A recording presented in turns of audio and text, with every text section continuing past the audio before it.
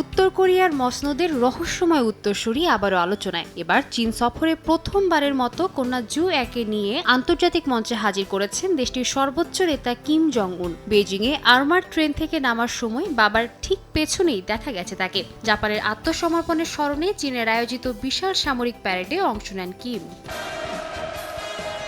দক্ষিণ কোরিয়ার গোয়েন্দাদের মতে ডেনিস রডম্যানের মাধ্যমে 2013 সালে যে শিশুর পরিচয় জানা গিয়েছিল তিনিই কিমের এই কন্যা জু এ। উত্তর কোরিয়া তার বয়স কিংবা নাম কখনো প্রকাশ করেনি। তবে এবার রাষ্ট্রীয়ভাবে আন্তর্জাতিক সফরে উপস্থিতি উত্তরাধিকারের প্রশিক্ষণ হিসেবেই দেখা হচ্ছে। উত্তর কোরিয়া বিশেষজ্ঞ ইয়াং মুজিন বলেন, জু এর উপস্থিতি শুধু প্রতীকী নয়, বরং বেইজিংয়ের অনুমোদনের প্রতিফলনও বটে। দুই দেশের বন্ধুত্ব যে প্রজন্মান্তরে বহমান থাকবে, চীন সেদিকেই বার্তা দিয়েছে। বিশ্লেষকরা বলছেন, কিমের পদক্ষেপ আন্তর্জাতিক প্রতিক্রিয়া যাচাইয়ের কৌশলও হতে পারে। উত্তর কোরিয়ায় সাধারণত 20 বছরের বেশি বয়স এবং আনুষ্ঠানিক পদবীর পরেই উত্তরসূরি ঘোষণা করা হয়। জুয়ে এখনও সে বয়সে পৌঁছাননি, তবুও আসছে জানুয়ারির পার্টি কংগ্রেসে তাকে আনুষ্ঠানিকভাবে মনোনীত করা হতে পারে বলে ধারণা করা হচ্ছে। সাদিয়া তাসনিম, সময় সংবাদ।